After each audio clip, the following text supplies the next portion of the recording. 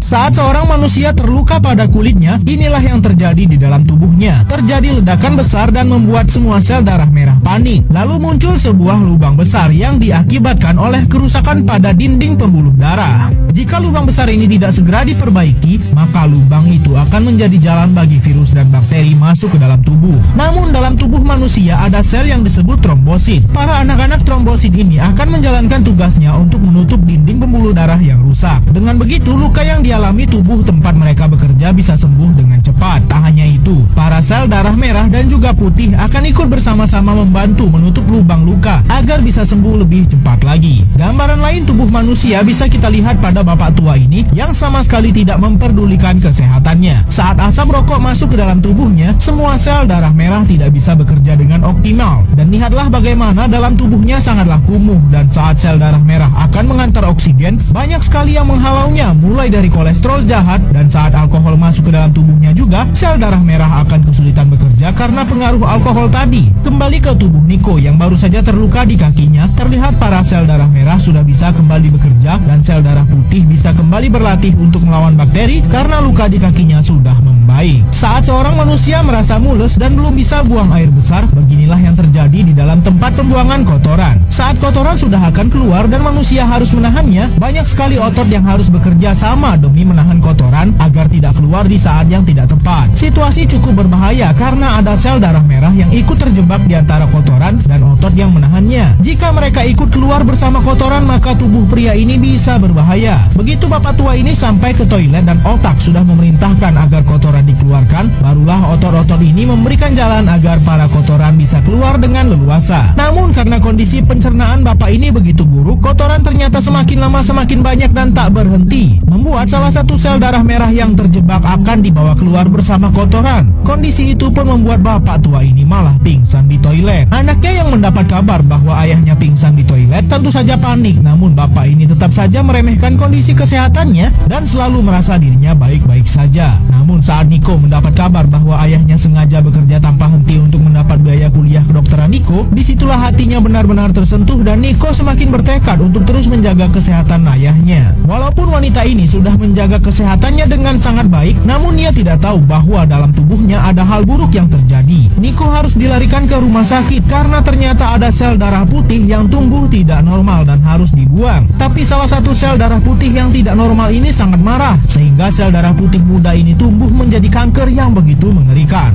Sel kanker ini bisa menghancurkan sel darah putih lain yang normal. Beberapa sel pelindung pun sudah merasakan keanehan di tubuh ini karena anak-anak trombosit pun juga banyak yang menghilang secara mencurigakan.